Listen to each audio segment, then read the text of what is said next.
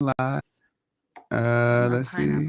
Let's see. What's we're trying to go. Come on. Okay, well, all right, we'll go live here. I got my soursop juice. There it is. There it is. Let's see. All right, we are live on IG. Okay. IG, we live. IG. 2 and 2, 2, 2. All right, here we go. Come on in here. Good afternoon, everyone. Good afternoon. It's usually a good night, but it was a good night last night. It was a good night. But we're doing this a little differently today. Come on in here. We'll talk. Come on in. Gather around. We are Sean and Michelle Clark. As you're entering the room. Yes. If you don't know what you're entering in. So just to let you know, today's time had to be changed because the person who we are interviewing has a 7-hour difference. Yes. 7-hour difference. Yep. So don't worry though. We will share this at 8 p.m. for those who are used to the 8 p.m. time. Yeah, I know you guys expect. We're actually live at 1 p.m. All right. Wait. All right. So. All right. So today is day 6 of the Jumpin' Juice 10,000. Bam. Wait, this is mine, right? This is mine. That's mine. This is I actually have not been paying attention to myself because we've been so, focused on you guys. Getting everybody else going. So Sean said, Michelle, weigh yourself today. Y'all, I got to say something. I'm 166 pounds. My goal weight is 165. Come on, somebody. We ended the 60 days at 169. Yes. Before we started this, I was 182. I acted a little crazy before the holidays. Before the holidays. It was the holidays. Before the holidays, I balanced at 172. Then I got up to 182. And today, come on, day 6, I am 166. But we both are, because my goal weight is 185. Yeah.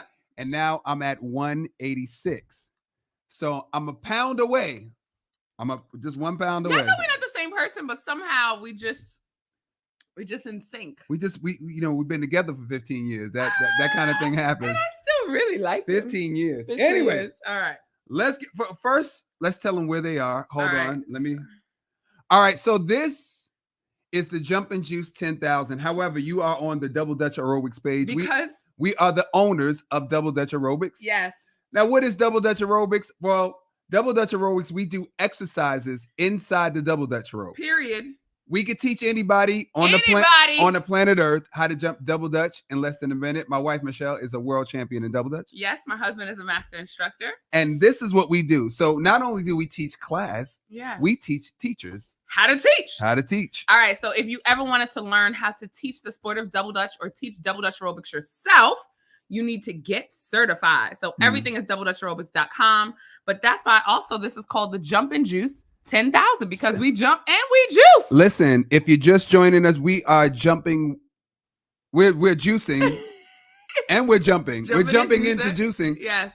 With 10,000 people around the country, around the world. Yes. And speaking of around the world. Right. And for the past 10 days, each of those days, we have been interviewing people who have healed from juicing and raw diets and diets. Yes. People who have done 100 days. Yes. People who have done 200 days. And today we have someone.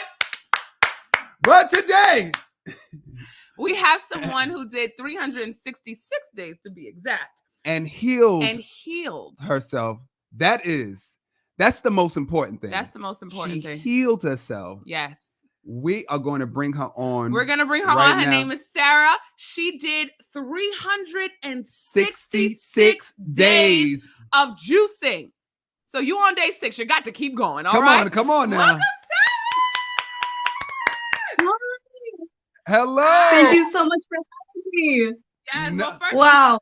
Thank you to you. We watched you on Jillian, and it was so. We did 60 days. Before this, and it was so huge, so inspiring.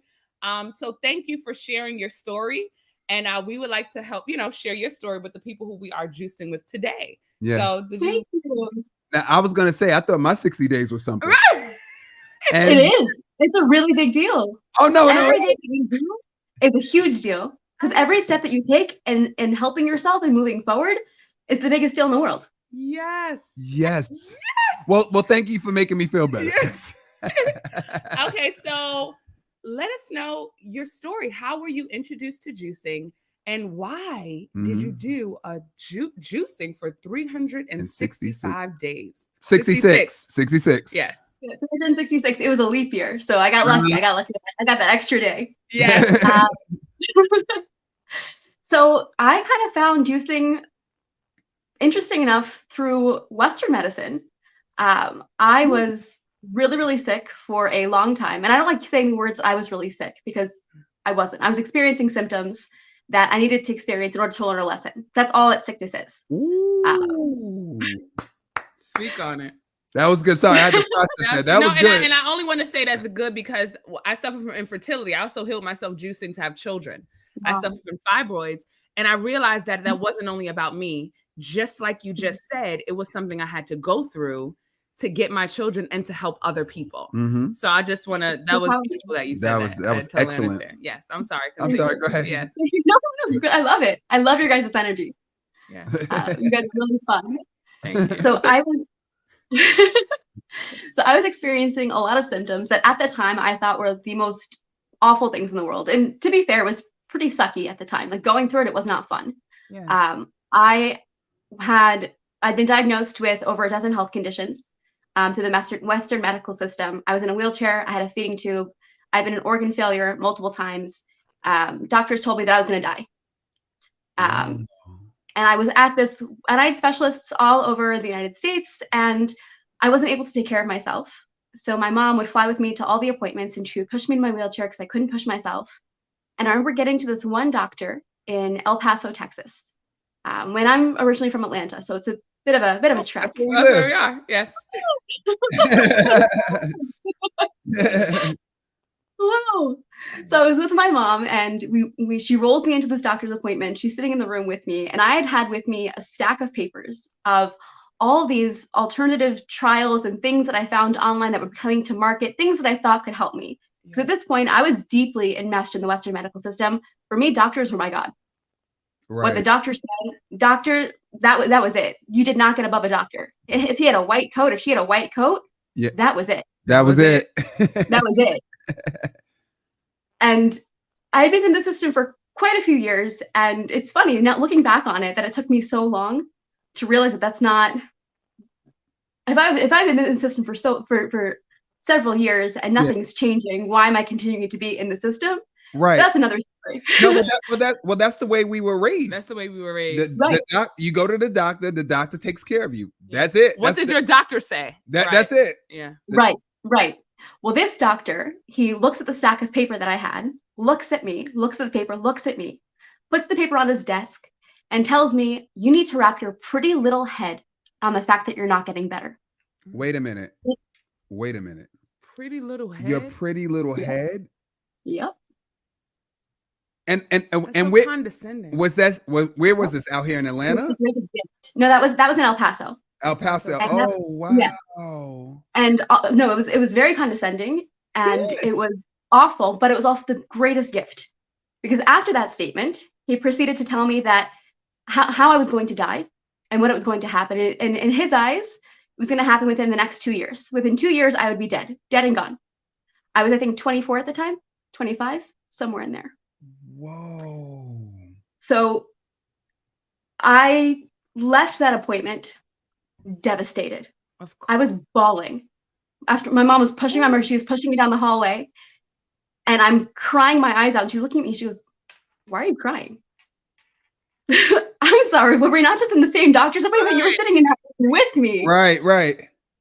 And she tells me, "But when have you ever listened to somebody just because they told you something?" Ooh. So I don't necessarily like that picture she was painting of me, but it was also a very accurate one. You never listened to me either. Right. I love that. That was like, oh, go ahead. I'm sorry. Yeah, no, go ahead. No, I was gonna say that was kind of like the sign that we had with when I was told I couldn't have children unless I got an abdominal myomectomy. We left the doctor's office, and I was pissed off. And my husband said, "No, Michelle, you did have some healing," because we had a doctor lie to us. Yes. And my husband said, "No, Michelle, that's not true. Right. You did have some healing. She's lying." Mind you, I'm crying because, like you said, right. Doctors in my head, I was like, the doctor can't lie. Because we had this picture of doctors so high. Yes. And so it took him because while you're in the doctor's office, it's like, I don't know, I become vulnerable. I almost become like I shrink up. So he was like, Michelle, you got this. So that's very good. And we're saying that to you guys to share. Sometimes you need someone with you that's not in it, because you're in this fog. You're sick. You're in this fog. Well, the thing is, you're vulnerable. You're in a very vulnerable state. You're sick. Yes. And you're tired. And you're tired. So it's like you definitely need someone who's who got your back. Who got your back. Shout out to mom. Okay, so she told you to listen to authority anyway. So what happened after that?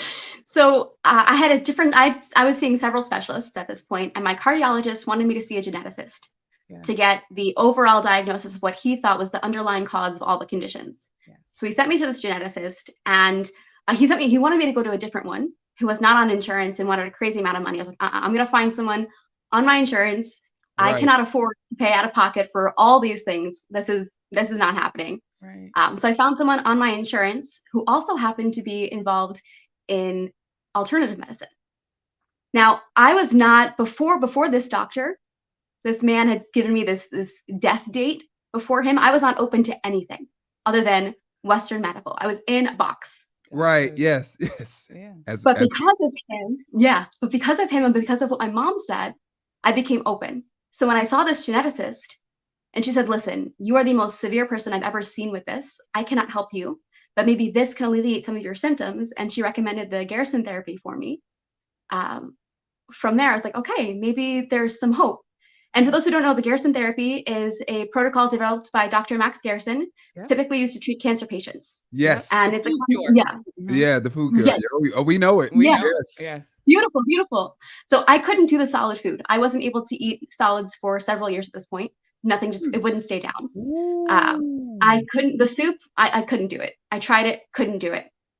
So soup or food you couldn't eat for several years. I'm sorry, I just want them to get that. I want them to understand. Yeah, you couldn't eat any food. You couldn't keep it down. No, it was not staying down. I was living off of lollipops and Ensure. At one point, they had me drinking feeding tube formula. So what would happen when you tried to eat food? It would just come right back up, undigested. Or it would stay and then come up several days later, completely undigested. It just wasn't moving. Wow. Oh my God. Yeah. Because there are a lot of things in my external world and my internal world that I was refusing to digest.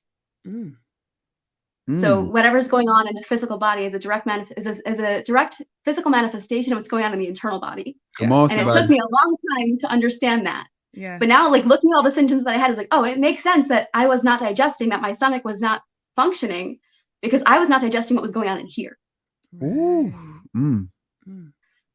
So back to the Garrison therapy, the doctor was like, okay, you should give this a try. I couldn't do the solid food. I couldn't do the soup, but I could do the juices. And I loved the juices. Yeah. So I figured, okay, let me start looking up juicing. Let me start looking up recipes. Right. And I went onto Instagram, like every good millennial. Yeah. And I just looked up juicing, and I found a guy who did a juice fast. This was the first time I'd ever heard of a juice fast. Right. And he did a 90-day juice fast to cure his Crohn's disease, and it worked. Ooh. So, okay. So, just really quick, what made you even think of juicing? Because the doctor told her. Doctor told her. Okay, I got it. I'm sorry, I missed it. But that's very good. He healed himself, and because a lot of people have Crohn's, I want to just say that out loud. Right. He did a 90-day juice cleanse and healed himself from Crohn's disease, and that was part of your inspiration. Yes. Wow. And I'm also a little bit competitive. So when I saw he did 90 days, I was like, let me do 100. Let me see what I can do. That's what happened with me. We were supposed to do a 10-day juice cleanse, and then I was watching all of you guys. I was like, well, hey, we could at least do 60. Okay, so ego is a beautiful tool. Yes. You said what? Ego is a beautiful tool. When it's harnessed correctly, the ego can be a beautiful tool. And that's what works for me. Yeah, so I committed to 100 days. And then towards the end of the 100 days, I realized I'm not done. There's something more going on inside. There's more stuff happening. I've got farther to go. Wait, did you experience some healing during the 100 days? I did. Okay. I did. Okay. During the first month, I had to go to the Mayo Clinic for some follow-up tests. And I had a test called a visual field test, which tests for blind spots. A year previous to that, I did a visual field test, and it showed that I had blind spots in my vision that I didn't even know I had. They were just complete sections of my vision in my eyesight that I did not see. My brain filled in the gaps, but I could not see them. Oh, I did the test. Yeah, I did the test about 30 days into the juice fast. Visual field test came back completely clean. No blind spots. After 30 days. Just 30 days. Yeah. That's the power of juicing. So now after you did the 100 days and you're like, man, I could do more. So what happened after that? This is like riveting. This is I'm like, I just want to do this and just listen. We're listening. I'm listening.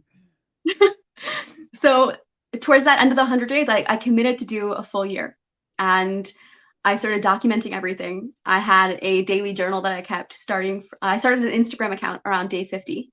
I was afraid to start it earlier because I was afraid I wasn't going to succeed, and I didn't want to put my failure out there publicly. But I figured if I hit day 50, I can do anything. So on day 50, I started my Instagram account, and then at day 100, I was like, I should probably take this a little bit more seriously and document this a little bit more seriously. There's some really miraculous things happening. So right. I started to journal. And then by day 200, I was like, I can't keep writing every day. I'm going to do a video diary every day for the rest of the time. Mm. And during that time, it's incredible to see from when I was writing still, what I was writing and how angry I was at the world and everything that was coming out of me, but towards the end, how I had shed all the layers of who I was not to step into all that I am. That's, I think, what healing is. Healing is shedding, and it's a homecoming, because perfect health lives within all of us. It's just getting rid of those layers that prevent us from seeing it. Wait, I gotta stop you. You said that's a quote to write down. You said a couple perfect of things. health lives within all of us. Yes. I'm gonna write that down. We gotta write that down. That's just too good. Perfect health. I'm gonna write it right here. No, look. that makes me emotional. Perfect health lives within all of us. Yes. It's just we have to get rid of the layers. Perfect health lives with y'all. Did y'all hear that? Perfect health lives within all of us.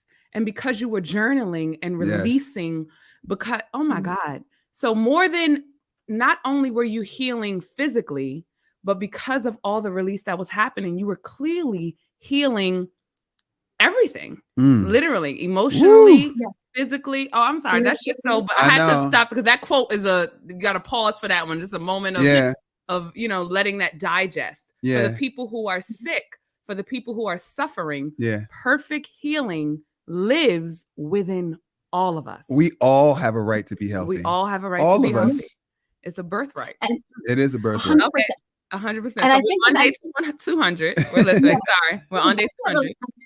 I just also want to make it clear that I think if anybody had told me this while I was going through what I went through, while I was in the process, or even before I started the process, I would have wanted to punch them in the throat.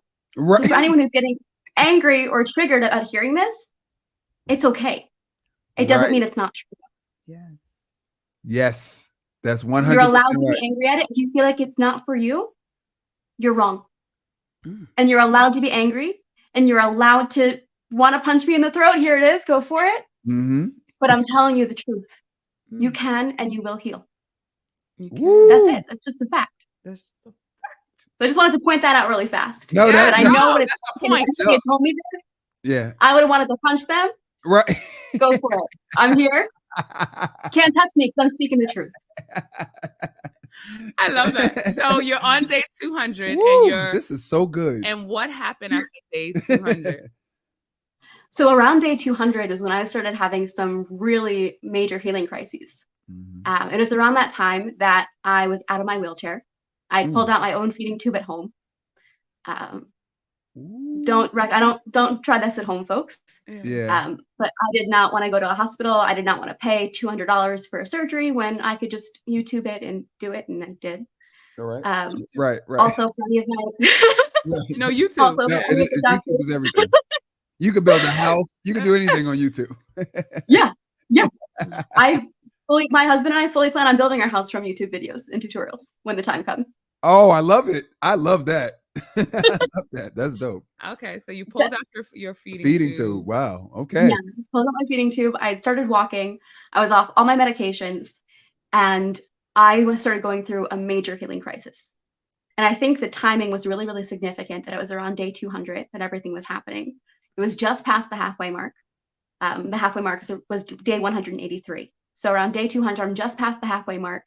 I can see the end. I'm still not close, but I can see it. I know that I can do it because I've made it this far. I can keep going. Right. And then I got scared. I got really scared. Because I think when we're in the darkness, we forget that darkness isn't an entity, it's an absence. It's an absence of light. Then we start to see that glimmer of light. Sometimes that light, when we're so used to darkness, can be terrifying. Right. Ooh. Sometimes it feels safer to stay buried than to recognize that you haven't been buried, that you've been planted, and you're starting to bloom.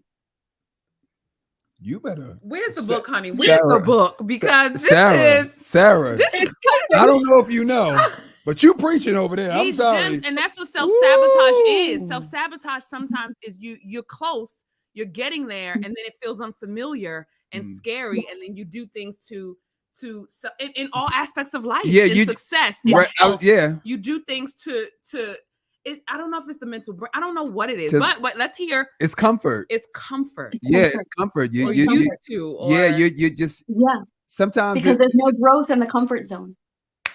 There's no growth in a comfort zone. Write that down. There's no growth Sarah, in a comfort zone. You know what I'm gonna do? I'm gonna watch this video over, and I'm gonna get my paper and pen. I'm serious, and I'm gonna write all of the notes, all of these nuggets that you're giving us. Lord have mercy. So you're on day 200, and mind good. you, all of the healing is happening. You more than halfway, and for some reason at this point, that's when the doubt started to sink in. That's when the fear started to sink in. So what did you do to get to 366? I know. I put my head down. I put my head down. Yeah. And my mom always says, when you're going through hell, don't stop, keep moving. So I put my head down and I pushed. When I wanted to break and I wanted to and I knew that if I broke this too fast, I would never fully heal. I would revert back to the old patterns. Right. I would revert back to, I would hold on to the traumas that I was releasing instead of letting them go. Right. And I would say who I was and I would die.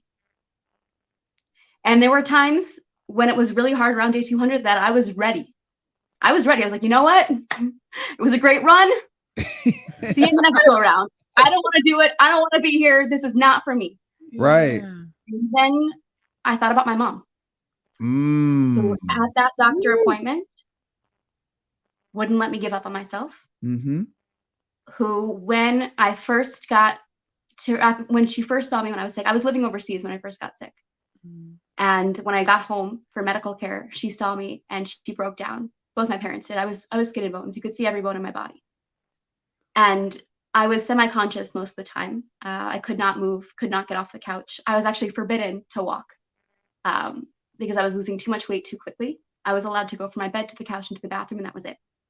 I also didn't have the energy to do anything else. I was in and out of consciousness. And my mom would come over to the couch every 15 minutes, shake me awake, put a straw in between my lips, tell me to take a little sip, and then hold my hair when it wouldn't stay down. Oh, that makes me cry. I have children, so I can't imagine hearing that about your child. Yeah. That's so, it's crazy. But So when I wanted to give up, I thought about her and everything that she went through for me. Right. And who was I to do that to her? Who was I? Right. When I wasn't ready to believe in myself, I put all my faith and my trust into her because I was not ready to believe in myself. And honestly, that's why I did the juice fast too. Because I was not ready to believe in myself. I put all my faith and my trust in juice and in this external thing, anything outside of me, because I was not ready to recognize that the power is in here. Lord have mercy. So I put my head down and I fought. And there were times where I would literally lock myself in my room for days on end and would not come out. there were times when I would open up the fridge and whatever it is that I was craving, I would open and take a little whiff and close it back up and stick it in the fridge. That's what I did. What were you craving? I'm just curious. what were I'm you just curious. Okay. It's going to sound weird, but pickles and salsa. Are we sisters? Let me tell you Listen, something about pickles. And salsa. That's salsa, he's salsa. I'm pickles. That's what we do. That's Pickles? what In fact, Linda just mentioned that on the 60 days, pickles, I swear. Yeah. And then we have kids, so I had to feed them the pickles. I would Mhm. literally go, ooh. For me, it was pickles. salsa, it was pico de gallo and avocado. That is so interesting. That's all I would think about on these tests. I'm listening. I'm Sorry, listening. So sorry. remind me to send you guys some recipes because I made a salsa juice and You made a salsa juice? I made a salsa juice. I wanted it. I couldn't have it. I found a way to make it happen. Oh boy, I gotta hear this one. I gotta. I almost want to stop the interview. and just, where's my pen? No, I'm just joking. I'm just joking. Okay, so we're getting past day 200, Woo. where you were finding different ways to get through. Get which through was it. That's locking right. yourself sometimes in a room just to get through that Get through day. the day. Sometimes going to the refrigerator, smelling pickle juice and salsa. And so, what was your next step?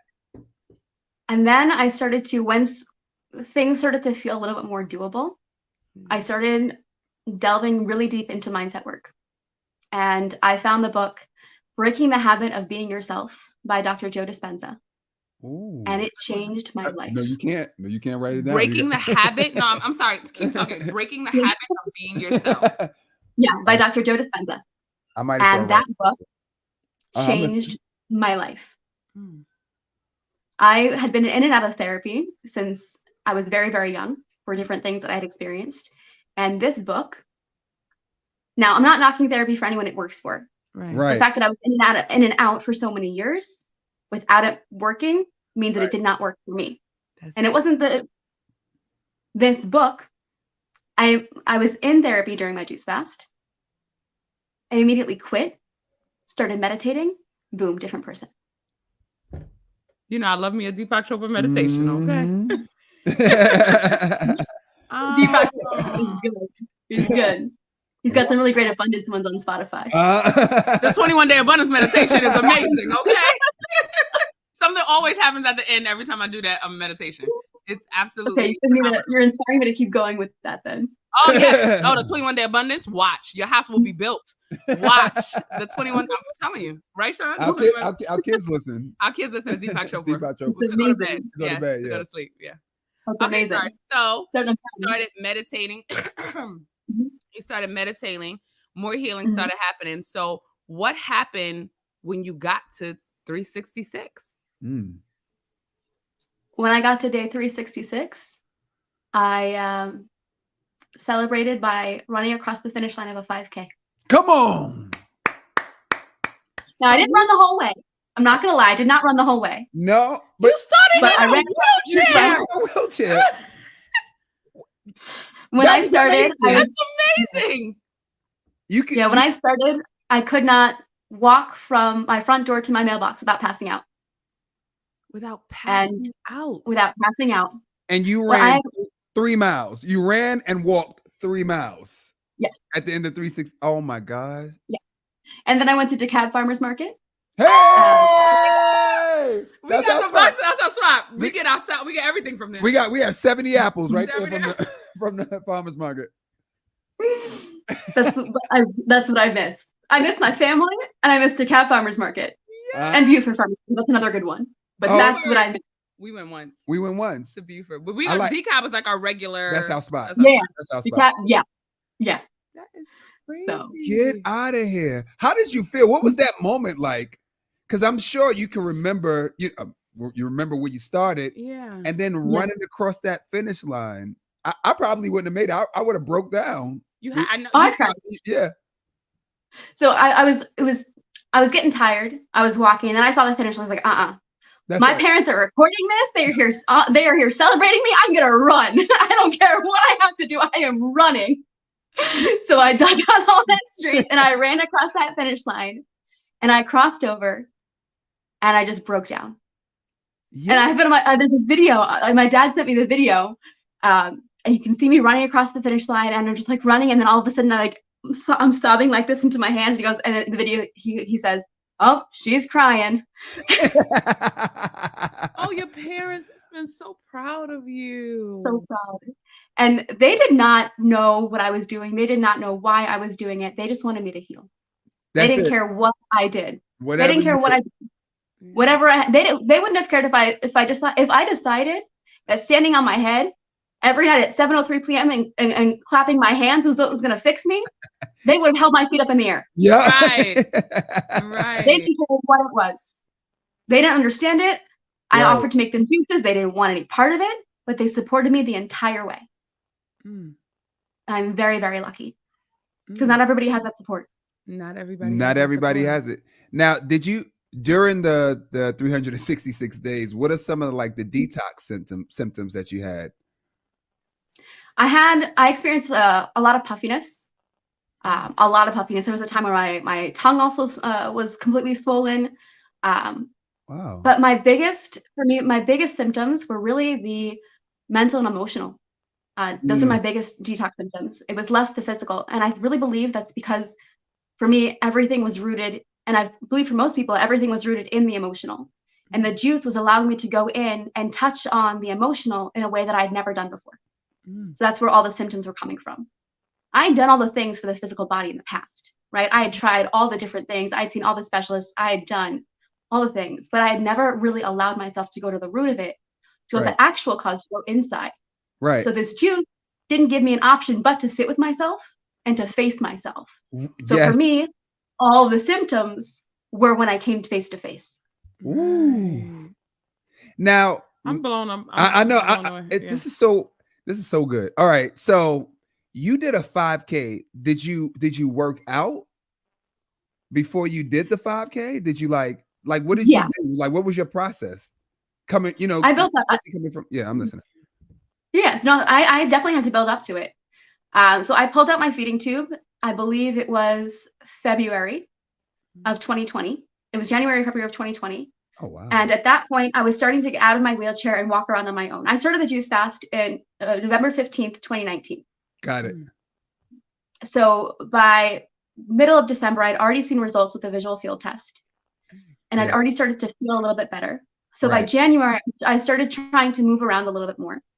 Right. So by January, I was walking a little bit, and then I pulled out my feeding tube, and there were a bit of complications with it not healing the way that I wanted it to heal. Right. So I took some time off from walking, but I slowly started walking more. And on day 183, which is the halfway point, I believe that was in March or April, I walked 5K. It took me a little bit, but I walked 5K. There was no running involved, just slowly walking. And then every day from there, every day. You're saying it like it's little. I'm thinking in my head, I'm like, well, it seems like a magic trick. Right. Like you walk 3.1 miles. That's huge. That's huge. Okay, I'm listening. I'm sorry. I'm just blown away. No. And thank you for bringing it. 'Cause for me, it feels like I forget how incredible it really is. Because after you go through it, it's like, oh, it's the most natural thing in the world. But you forget that while you're in it, it doesn't feel natural because we're not used to having it. Right. But the minute you have it, you forgot who you were before you had it because it feels like it was always part of you because it was. You just shed all the layers to access it.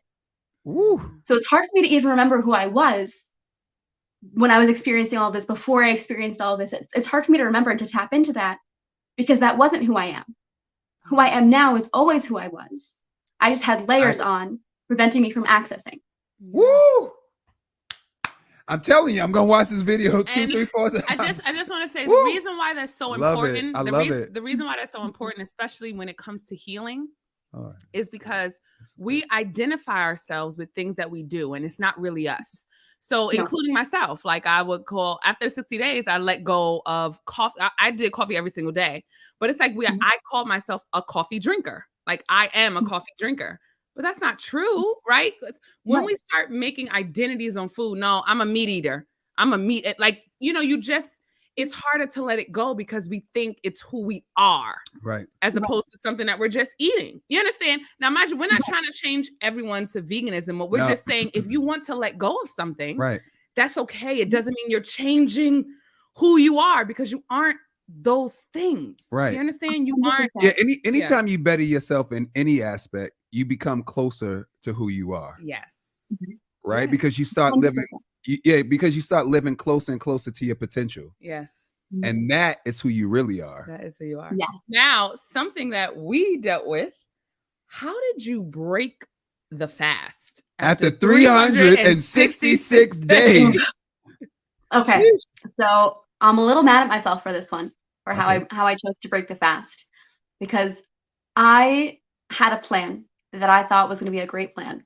Mhm. And I chose in the end to listen to voices outside of my own and then not follow a plan that I had built for myself, and to instead do what everybody else recommended, even though nobody else had done a 366 day juice Right. fast before. Very So I good. reverted back to an old habit of quieting my voice to listen to the voices of others because I thought they knew better. Mm. When, if anything, this whole journey should have taught me that I know best. I'm the Hello. only- Yes. Sometimes it's tough being the only one. Sometimes It is. there's no one to compare anything to. Right. Yeah. Mm. So I needed to go back and relearn that lesson of, hey, my voice is powerful. Let's not mute it. Let's put it as loud as it'll go and drown out all the other voices because they don't know me. They are not me. Woo. Come on, So Sam. instead of doing my plan, I broke the fast with the prune test, and then slowly started incorporating juicy fruits. Wait, what's Um, the and then- I was gonna ask the same thing. what's the prune test? So the prune test is from John Rose. You soak prunes in water to rehydrate them, and then you eat the soaked prunes and drink the juice, and you wait to see how long it passes. If it passes within 4 hours, you've passed the prune test and you are cleared out and you are good to go, starting to refeed. And then the refeeding process, Oh. Wow, that's what they never- say. Okay. Never heard. Um, Wait, No, so no, it's okay. just a question. So I just want to explain. Yeah. Let me, for clarity for me. So you get prunes, you soak them in water to rehydrate them because usually they're dried out, right? And then yes. you eat the prunes and you drink the water from the prunes. Yes. If you mean you go poopy after Yes. 4 hours. We So if you poop the prunes out, sorry, we have have young kids. If you've Poopy. had I'm all for it. There was a highlight on my Instagram about about enemas. We called ourselves the Butt Brew Crew. I love that. So yes, guys, if you go poopy, or if you if you go poopy after 4 hours, then you pass the test and you should refeed. So what if you don't go to the bathroom? Should you continue juicing? That's the recommended thing, and that's I think where my whole problem with this was. I don't like doing something just because somebody else says it should be done. If my voice is telling me to do something different, Right. but I will historically do that other thing because I doubt myself. Right. Mhm. So I didn't want to do this test at all. I didn't think it was necessary. I knew that I was good to go. I knew that I was ready, even if the test, for some weird reason, didn't come back the way that I wanted it to come back, which, by the way, it did. I was gonna that was ask. my I was just about to ask. Yeah. Yeah. I was clean. Good. That's good. Even if the test didn't come back the way that I wanted it to, right? I knew that I was done. Because I was getting to a point towards the end of my juice fast where I wanted to juice forever. I didn't want to go back to solid food because it was easier and it was familiar and I knew it, and I knew that I could have these results if I did this, but I was scared of the unknown.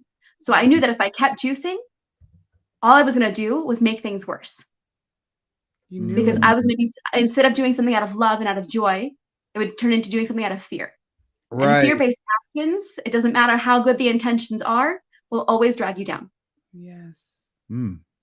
So I knew that I had to stop, and I did.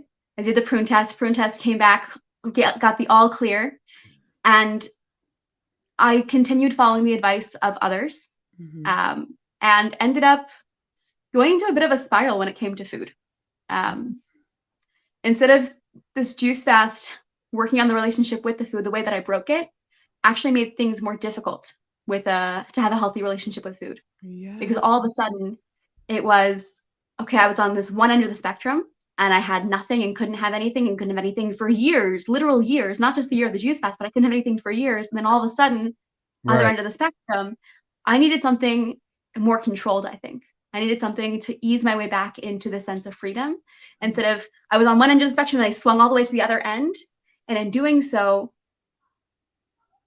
I ended up here for a while and then found my way back to center. Right. I think if I had a slower release instead of Right. a swinging all the way to the other end, I would Right. have been in better situation. That was what my plan was. So I did not break the fast in the way that I wanted to. I instead listened to what other people said, and it did not go the way that I had hoped. But also, it was perfect because everything is always perfect, even if it doesn't feel perfect. Because if it Ooh. happened, it happened Mhm. for a reason. Right. Yep. So I'm not mad at it. I'm not mad at myself. I just know Right. that moving forward, I can take that lesson of, hey, you know what? I know best. Right. I know my body. I know who I am. I know what I need. And that noise can just turn down that volume and turn the volume of my voice all the way up. Yes. Now, so we have everybody, we're all doing a 10-day juice cleanse. Right. What would you recommend for everyone to break their cleanse? Like what should they do? How should they break their cleanse? What should they eat?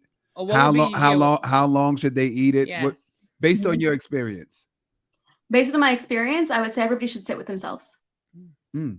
Everybody should sit with themselves and ask themselves, okay, what do I need? What's going to be good for me? And then any other noise, drown it out. Right. Get out. Because what if they say fried chicken? What if they like, you know what? I need some fried chicken. Well, just to let you know what our suggestion is. Yeah. Our suggestion usually is eat what you were juicing first. Yeah. So if you were juicing pineapples, bite a we always suggest a fruit or Yeah. a fruit at least. Like break the fast with a fruit. Yeah. Just not to shock your body with something so processed that you could, you know what I'm saying? And basically eat raw for half the time. So if you Yeah. juice for 10 days, eat raw for like 5 days. So like salads, and fruits and Yes. juices. So you don't So you to make the transition a little easier. Yes. Because we've broken a we couple we haven't been so good all the time. we broken some fast, not the right way. Yeah, And so we felt it. And we felt it. So we try to teach everybody how to break the fast Without harming themselves. without harming themselves. Yeah. Harming themselves. So I think I think that's a really great rule of thumb. And I think that when a person truly sits with himself and really sits and doesn't just listen to what their cravings are, but they listen to what they need, they're going to come to that conclusion. Yep. But right. So I think it's if someone wants the fried chicken well, do you really want the fried chicken or your cravings want the fried chicken? Let's be real. Let's connect to who you are and then go with that answer. So the first instinct may not be the first instinct, maybe the instinct of the person who is in the peel. Once you peel back that layer, what's the instinct of the person that you're becoming? What's that? That's right. Because you're not the same. You're not the same person. Or actually, I should say unbecoming, because you are perfect. You are health. You are abundance. You are love. You are joy. That is who you are. Ooh. So you're unbecoming all the layers that aren't that. Yes. So as you're stepping into that true version of yourself, ask that true version, okay, what does this true version of me need? And that's typically going to be what your guidelines are with it, which is the eating what you are juicing and making sure that you're doing the fruits and the high water content and not going for the junk. Because let's be honest, nobody's higher self really wants the junk. That's just another layer that we put on ourselves to prevent ourselves from getting to that higher self. Right. That's right. Yeah. So I guess, thank you for clarifying this. I think I should refine my answer then to say, sit with your higher self and ask them what they need. That's very Y'all better stick with your higher you self. better stick with your higher self. Y'all heard Sarah. Mama, I be thinking this is helping me so much. I know. So what's your diet like now? What does a day look like? What does the day look like for you now? It looks like joy. Okay. I eat what sounds good. And for me, what sounds good are whole foods from the earth, typically raw. But you know what? For dinner, I made a really delicious soup. It was sweet potato and carrot blended together with some spices and some coconut milk. Oh, and I have no problem doing things. That's right. Add some cinnamon and some cumin in there, and you got like a spicy middle.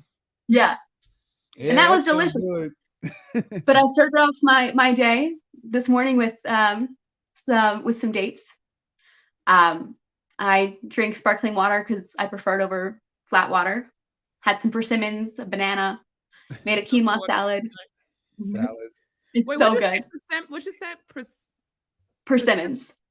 Oh, another one I never heard of. What's that? What is that? It's an orange fruit that has a green top cut off the top, and it's very, very juicy and kind of like jello-y a little bit on the inside. You get a nice, no, I'm sorry, it's more like a tomato on the inside, that kind of tomato texture. Yeah. Very, very sweet. Mm. So they're delicious, and they're in season right now. So I like to eat local and in season. See, that's In smart. season. We learned that. We learned that yesterday. Yeah. To eat what's in season. Do you eat any dairy ever, or any meat? No. No dairy, no meat, no eggs. I do eat honey. I consider myself a vegan. Yeah. I love that, a vegan. We like the raw Manuka honey. Yes. Ooh, it's good. That's good. Yeah. Oh, a vegan. That's hilarious. A vegan. That is hysterical. Okay, so guys, at this time, do you have any questions? Oh man, I had two more questions. Just to research. Oh, you can look at your questions. Just to resurface, she started off. Just gotta say this from point A to point B, okay? Because I have to know this. She started out in a wheelchair. She was very sick with a number of diagnoses from doctors. She went to a number of doctors to heal herself. She believed in Western medicine like we all do. And so one of the doctors told her about the Gershom theory. And guys, we told you about this movie called The Food Cure, who actually studies the Gershom theory. So that's the theory that she learned about. And it does have some cooked food in it, but she decided that she just liked the juicing. And so another point from your story I wanted to share with people. So she just decided to do the juicing, and she ended up doing 366 days. And by the end, she ended doing a 5K. Come on, somebody. So I just want to let y'all know the healing powers of juices, and that there is healing in all of us. Doctors didn't believe that for her. Mm-hmm. They told her, take her pretty little head. Yes, he did say that he needed to be sued, okay? I know. I'm like, that's a lawsuit. That should be fired. And that she had 2 years to live. She has proved them wrong over a million, zillion, gazillion times. So we also want to know, because this was something you shared that I thought was important. A lot of us have been taught during juicing to add more veggies to our juice. But in hearing your story, and mind you, she healed on this, guys. Were your juices majority vegetables, or were they majority fruits? And what is your opinion on that? My juices were majority fruit. I want y'all to hear that. Majority fruit for all my sugar. Fruit is sugar. What? So your healing juices were majority fruit. I'm sorry, I just had to reiterate. No, please. No, I think it's really, really, people forget that the body literally runs on sugar. So I did some research afterwards because I wanted to justify my decision to not drink vegetable juice because I didn't like it. But like your juices, guys, like your juices. Yes. Oh, what is a will? I think it's really important to find joy in whatever it is that you're doing. If it's not joyful, 100%. It's not serving you. If it's not serving you, why are you doing it? Correct. That is so correct. For me, fruit was where it was at. It tastes better. And also we forget that the body literally runs on sugar. So the mitochondria power our cells, right? What powers the mitochondria? ATP, adenosine triphosphate. What is ATP? Okay. Because I was going to ask you to mention it. Okay, go ahead. I'm listening. Yeah. ATP, guys. Yeah, ATP. ATP. How does the body create ATP? It doesn't. It synthesizes it. What does it need? It needs sunlight, and it needs sugar. 1 molecule of sugar creates 36 usable molecules of ATP. So when you drink fruit juices, you are flooding your body with sugar. And if you're getting outside at the same time, you are creating ATP. You are synthesizing ATP in your body, which powers the mitochondria, which powers all of your cells, which can help with cellular regeneration. So really, I say fruit is where it's at. Wow. Well, okay. And that's why I just want to let y'all know, fruitarians don't get diabetes. They okay. Sure don't. They sure don't. So yeah, and I want you also guys to be clear that she's not saying sugar from the white sugar, domino sugar. Right. Not the artificial sugar, the natural sugar. We're talking about Jesus' sugar from the earth, okay? The sugar that God provided. So literally in your fruits and vegetables. And I I don't like, it's not the same thing. We call it the same thing, but artificial sugar, guys, and real sugar, which is, we're talking about sugar from fruits, is not the same thing. So I want to be clear. She's talking about fruit sugar. Yes. Yeah. Sugar from fruit. So just one more question, just for like clarity. So could you tell us everything that you suffered from? And then also today, are you suffering from any of those things today? Great question. Because I just want to be totally clear for everyone that's watching. Yes. Yeah. So how much time you got? But we're here. What were you suffering from? And wait, and what did you grow up eating? What was your diet like as a child? Oh, wait, that's 3 questions. That's 3 questions. Sorry. Right. Okay. So yeah, I'll touch on all of that. I also want to say back really fast to the juice thing. If I recommend fruit or vegetable juice, whatever it is that you like, that's what I recommend. We say the same thing. We say the same whatever thing. it is that you like. Yes. And if you like something, it's probably because you need it. And I remember I had a surgery during my juice fast. I had to close up where I pulled the feeding tube out of. It wasn't closing on its own fast enough. And my intestine was starting to grow out of my stomach a little bit. So they needed to just fix it up. And I didn't agree to do the surgery with any medications. I let them only give me twilight sedation because they wouldn't do it without any sedation. I refused pain meds. And I had a protocol of what I was going to do after the surgery in terms of juicing. I was going to drink a lot of coconut water because the electrolytes and X, Y, and Z. And I had a whole plan. And I came out of the surgery and I wanted nothing. The only thing that sounded remotely good was pineapple jalapeno juice. It was the only juice. I just put jalapeno in my juice yesterday. Pineapple. Just yesterday for the first time. It is good. It's delicious. It's so good. Yes. It's so good. Yes. And that was the only juice that the thought of any other juices made me want to puke. That was the only juice that I could tolerate. Turns out that pineapple is anti-inflammatory and hot peppers have been used as a natural pain control for thousands of years. I didn't know this, but my body did. That's why I was craving it. So whatever your body is asking you for, as long as it's truly your body asking for it, go with it. So I just had to put that out there. That was excellent advice. Excellent advice. And you know what's funny? I didn't like the jalapenos, but the reason I was gonna take it, don't judge me, is because it burns fat. And I said, burns fat? Give me all of it. Just give me the whole bottle. I'll take some more jalapenos, please. And my son was drinking it. He's 2. He was drinking a jalapeno and he was fine. He loved it. Would cough and want more. Like he would literally go like this and then want more. And That's 2. amazing. Yeah, it's crazy. That's amazing. Okay. The questions that we had. Yes, that was a great. That was you asked. Excellent point. I'm loving this. So this first question, what were you suffering from? Good. Yes. So I was diagnosed with over a dozen different conditions, including Hashimoto's, which is the thyroid condition, an underactive thyroid, gastroparesis, which is paralyzed stomach, global intestinal dysmotility, which means that none of my intestines moved. So they moved very, very slowly. So my small intestine barely moved. My large intestine was pretty much not functional. I was diagnosed with postural orthostatic tachycardia syndrome, neurocardiogenic. I'm sorry. Postural orthostatic tachycardia. Yeah, sorry.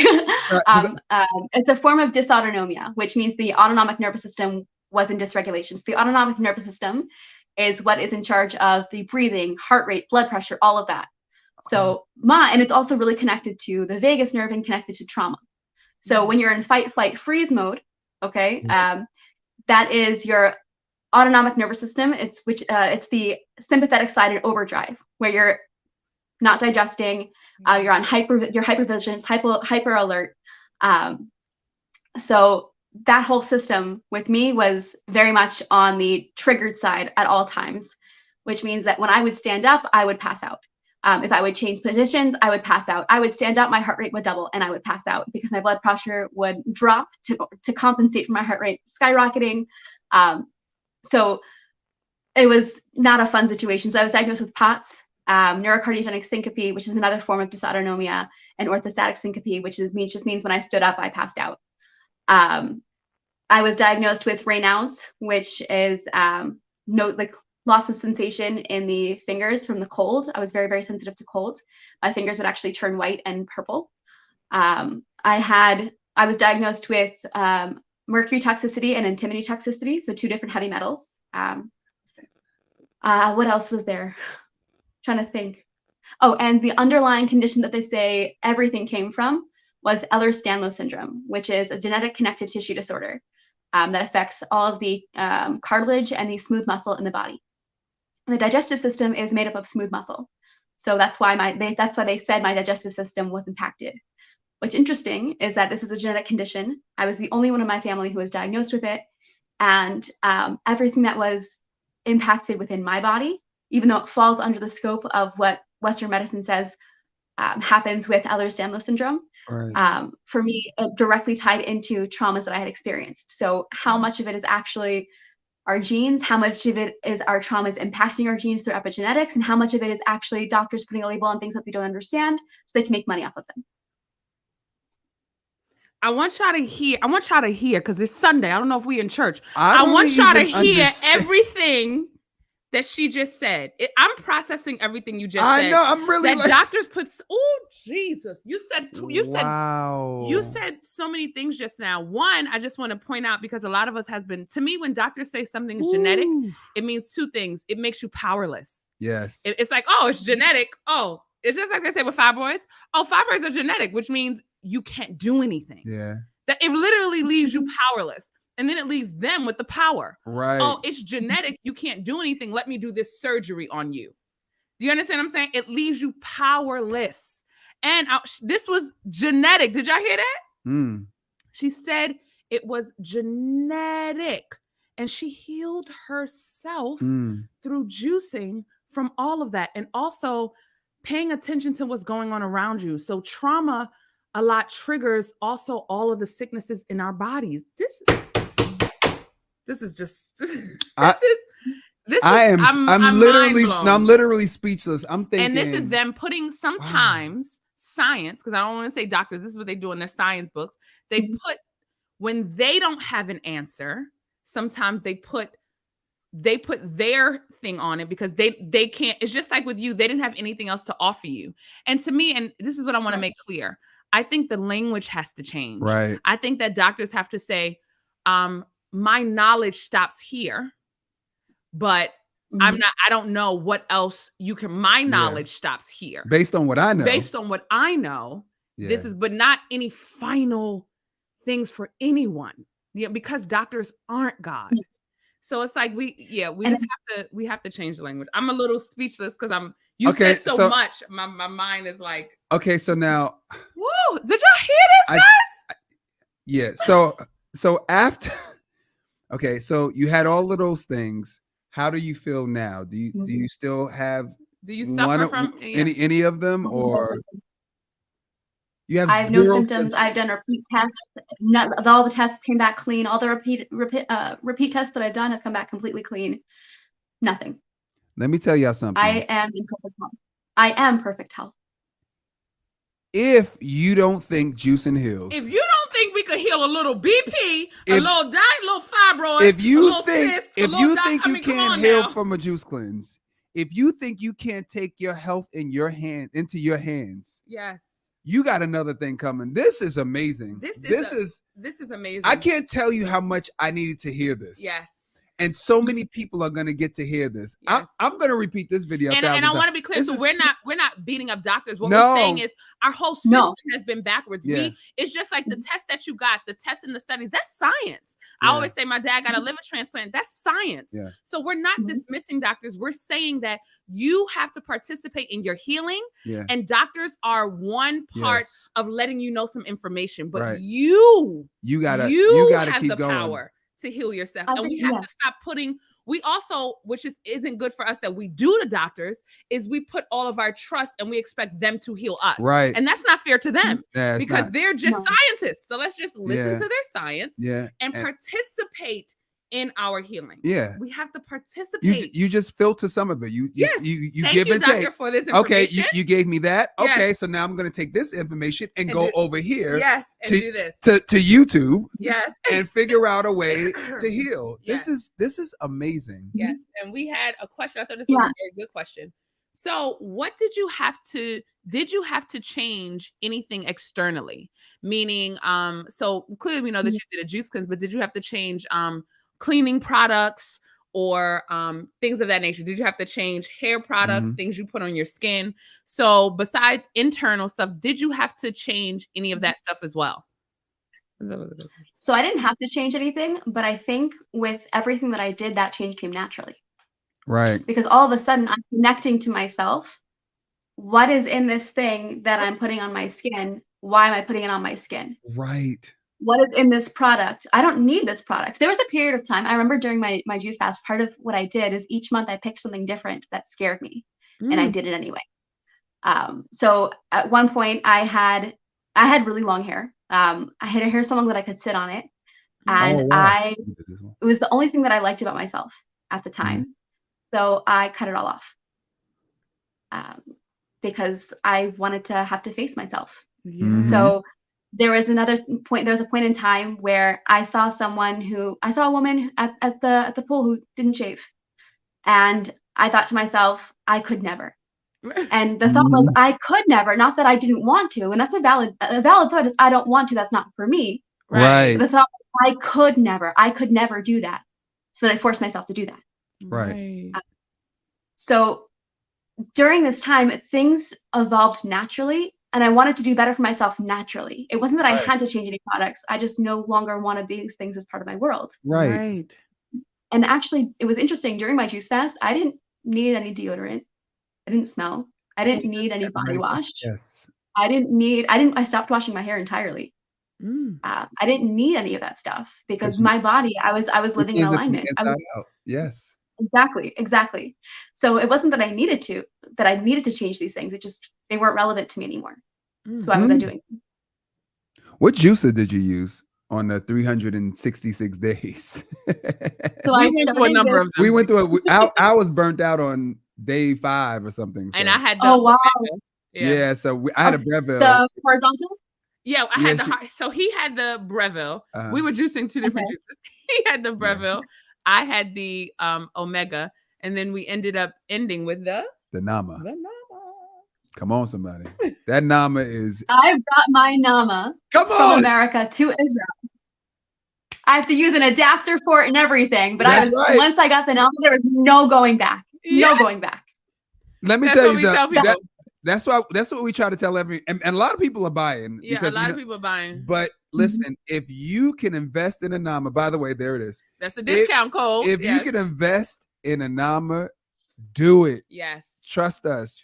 We have a discount code there. It's Sean Michelle, SEAN, Michelle with 2 L's and the number 10. You should. And it is if you can. It is the price. It is the highest in price, but it's the highest in value. 1,000,000%. Yeah. The value is. It's not a cost, it's an investment. Hello. All right. 100%. 100%. There's such a difference. There is the cost of not doing it. What is the cost of not doing that? Woo. Boy, I gotta tell you, Sarah, you've been So Sarah, where's the book? Because we want the book, honey. We want the book. We're waiting for it. Well, I'm buying it. Yes. When is it? Wait, send it. You wrote it? I don't know. I'm still working on it. Oh, okay. I'm still working on it. Yeah, and we're definitely going to tell everyone about your book because the jewels that you have is just oh my goodness, it's remarkable. The jewels that you have is remarkable. Somebody said, what's the warranty? 15 years on the the warranty is 15 years on the Nama, which is very good. That is very good. Yeah. So we have sorry. That's okay. We asked what were the other life changes, and if you have any questions, type them now. And we'll take 2 more. We logged out, so we missed it. So guys, look, if you had questions, you have to write it again. Write it again. If you have questions, write it again. Yeah. This interview was so amazing.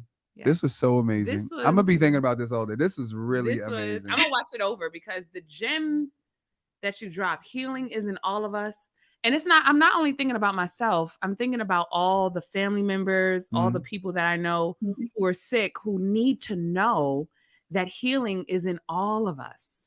Healing is in all of Sarah, us. here's a easy question. How's mom and dad doing? I need to know how they're doing. My supportive team. Where's my supportive team at, Sarah?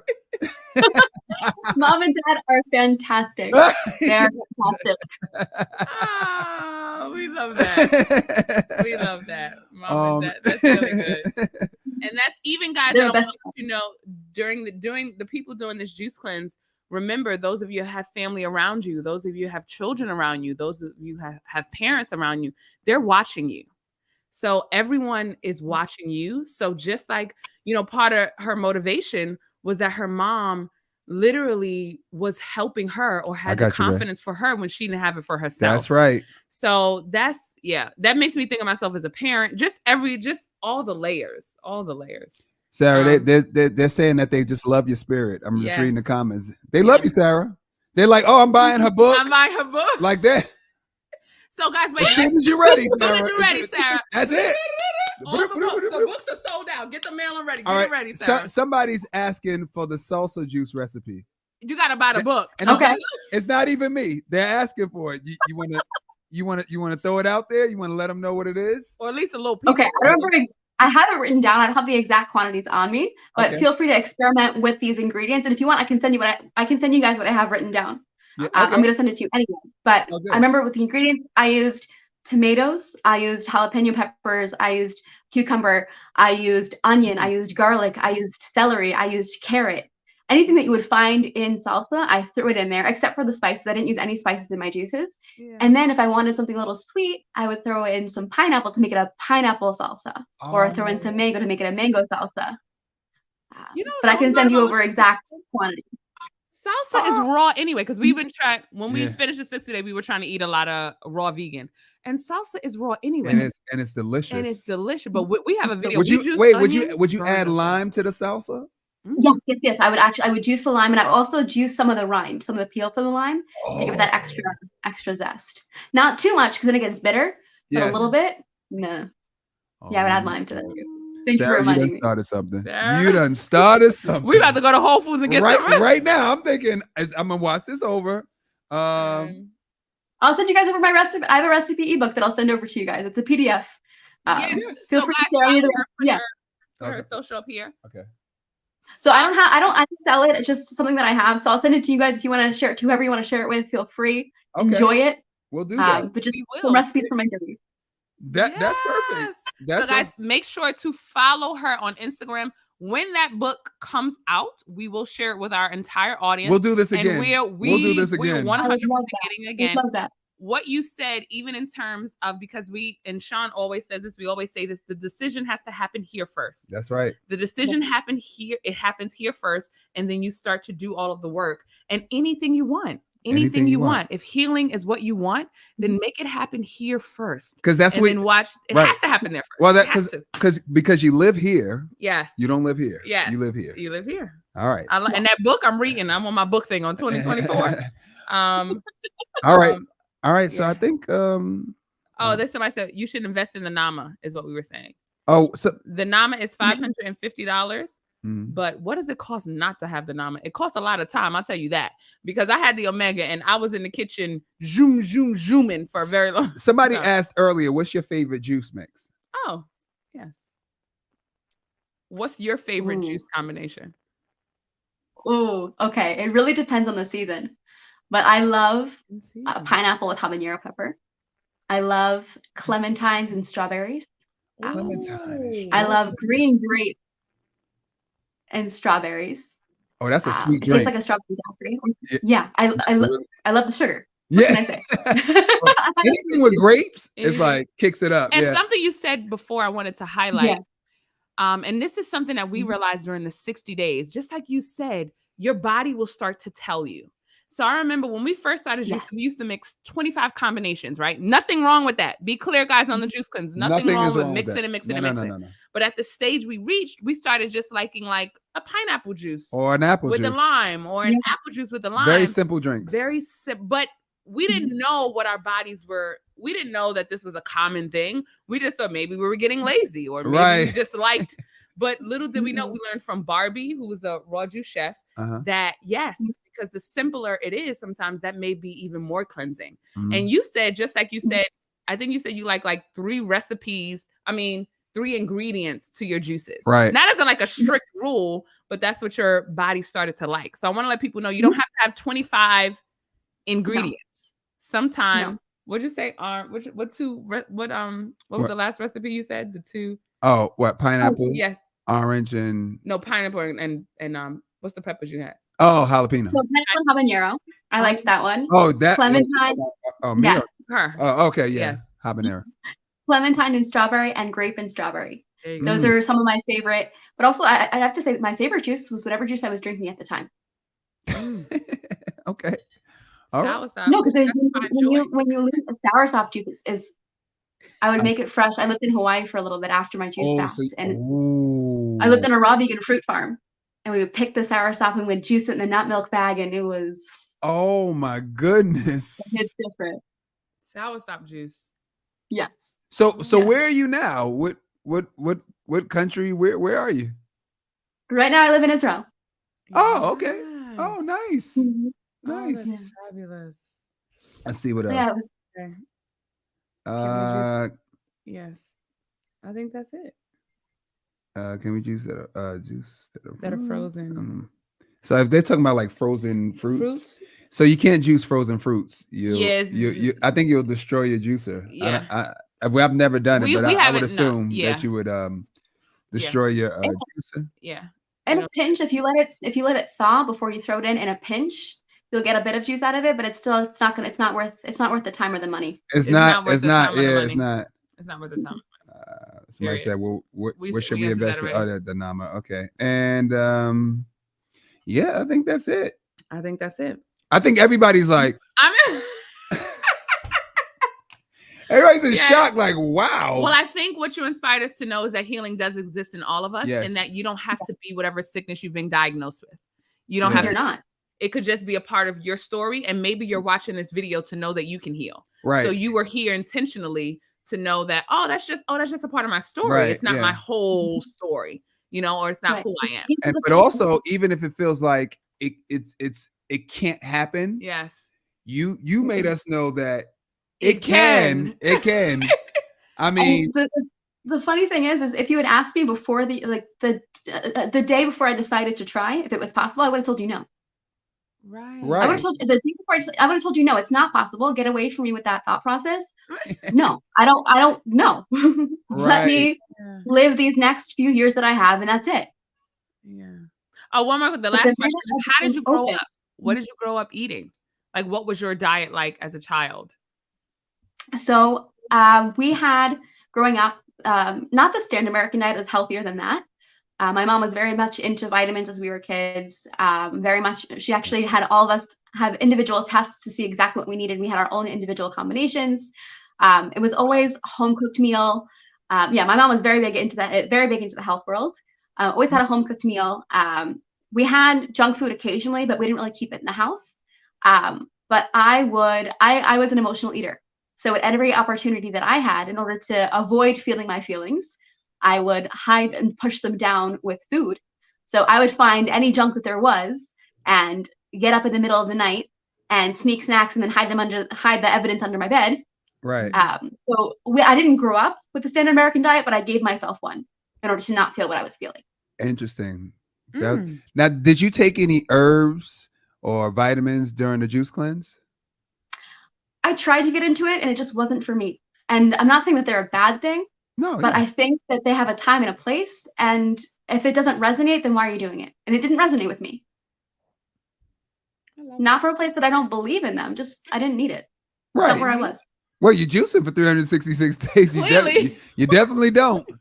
That has to be a world record. I don't think has there. Oh, the Guinness World Book of Records. So has anybody juiced longer than that? I don't think I've heard of anybody juicing longer than that. I've watched during the 60 days. I think I've seen everybody's videos. Yeah. I watched. I don't know. I didn't. Good.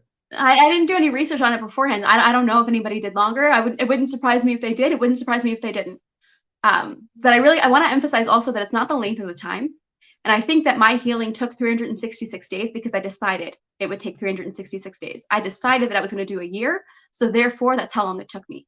If I decided that I was going to be done at day 100, if I wasn't open to the thought, if I wasn't somewhere in my consciousness that maybe going more would do more for me, if I decided at day 100 I am done, I would have been done. Right. So I also want to remind everybody that it's not the length of time that matters. It's the intention that you go into it with. It's the headspace that you go into it with, and it's the heart space that you go into it with. Yeah. That's the most important. You know, that's what happened to me. Like a few years back, I had Bell's palsy, and the right side of my face was paralyzed. Yep. And I told Michelle, I said, "Listen, I'm gonna get rid of this in 3 weeks." And I said, "Yep." Before my birthday, I'm gonna get rid of it. Yep. And what happened in 3 weeks? We got rid of it. Got rid of it. And it literally does. It starts here. And then, you know, I was watching videos on YouTube also, and I've seen people, you know, they had it for 2 years with the left side of their face, 3 years. And we was trying to get those and I videos was out of here. And I was like, well, I'm gonna stop watching those. Yes. I'm gonna watch the people who did it faster. Yeah, we was doing wheatgrass shots. Yes. I was doing face massages every hour. Yes. Like I wasn't playing. And it really does start here. The mind is so powerful. That's why we always say, even in class when we teach, you have to be careful what you say. Yes. Because of what you say, and so it is. Yes. Right? So it's like, you're right. It definitely does start here first. And as his partner, I was just in full support, and I was also admiring him because, you know, it looks scary. Like whenever I was like, oh my, but I didn't want to show him that reaction. So even being on the outside, being with him, and he said he was gonna, I was like, let's do it. What we doing? Oh, you know, what we doing? Just the same way he did with me when I had to heal myself from fibroids. He did one of the 30-day juice cleanse with me. He was like, Michelle, we're gonna get through this. Yeah. That's a beautiful partnership. That's a beautiful love you guys have. Yes. Oh, well, thank you. Thank you very much. Yes. But it helped a lot. It helped a lot.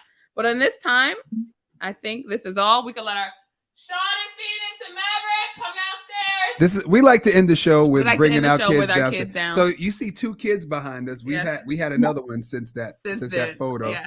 So, yeah. But we do tell them to be quiet during the lives. Please don't make any noise. So when they do, we allow them to come and say goodbye to Sean, Phoenix, Maverick. That's amazing. We hear you guys probably can hear them, but they're drumming upstairs. I can't hear a thing over here. Good, because it sounds so loud. I'm like, I hope they don't hear what's going on upstairs. No, can't hear anything. No, but we really appreciated this interview. This is amazing. It was fast? Yes, it was so fast. Oh, yeah? Okay, come on. We didn't get hi. Say hello, Phoenix. What's her name? Sarah. Hi, Hi. Sarah. Nice to meet you. She said, nice to meet you. Okay, This Phoenix. is my little guarantee. Come on. Come on. We teach you a little guarantee. Double Dutch aerobics. Sean, say hello. Hi. Hi. Say hi, Maverick. Hi. Maverick, say hi. Good job. Okay, guys. On that note, we will see y'all tomorrow. Sarah, thank you so much. This was amazing. Amazing. This is literally amazing. Mind-blowing. Mind-blowing. Mind-blowing. Thank you. I had such a fun time with you guys. Thank you. Thank This you was so awesome. much Thank you. for joining us. And guys, we're going to re-air this tonight at 8 p.m. Yes. Tonight at 8 p.m. we will re-air this video. Yes. So tell a friend to tell a friend. All right. We'll see you guys tomorrow at 8 p.m. Bye. Bye. Say bye. Say bye. Bye. See you later. Bye, Sarah. Bye. Mary, you want some milk? That was so